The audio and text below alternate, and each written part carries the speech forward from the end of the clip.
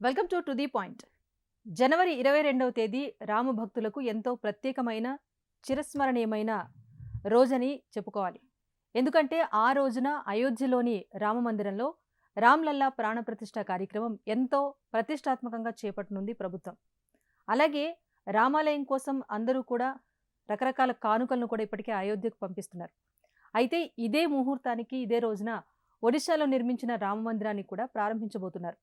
ఒడిశాలోని నయాగఢ్ జిల్లాలోని ఫతేగఢ్ గ్రామంలో రామాలయాన్ని నిర్మించారు.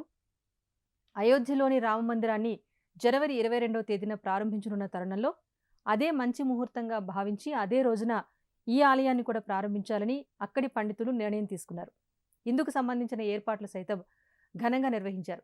ఈ ఆలయ నిర్మాణం 2017లో ప్రారంభమైంది. ఫతేగఢ్లో సముద్ర మట్టానికి 1800 అడుగుల ఎత్తులో ఉన్న ఈ ఆలయం ఒక కొండపైన ఉంటుంది. ఈ ఆలయం ఎత్తు 165 అడుగులు. బౌలమాల అనే రాయిని ఉపయోగించి ఈ ఆలయ నిర్మాణాన్ని చేపట్టారు.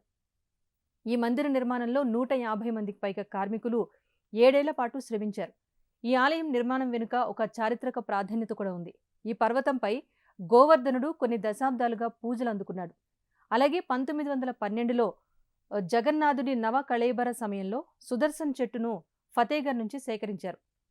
దీన్ని స్మరించుకునేందుకు గ్రామస్తులు చొరవ తీసుకుని శ్రీరామ సేవా పరిషత్ అనే కమిటీని ఏర్పాటు చేసుకున్నారు. ఈ కమిటీకి సోషల్ యాక్టివిస్ట్ అయిన బాపూర్ బ్లాక్ వైస్ చైర్పర్సన్ అధ్యక్షునిగా నియమితులైన తర్వాత ఈ రామ మందిరానికి సంబంధించిన నిర్మాణ పనులు ప్రారంభించారు.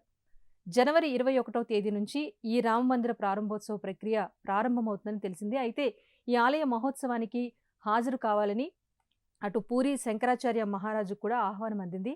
అంతేకాకుండా పూరిలోని ప్రముఖ జగన్నాథ ఆలయంలో ఉన్న వారితో పాటు వివిధ ఆలయాల అధికారులకు కూడా ఆహ్వానాలను పంపించారు.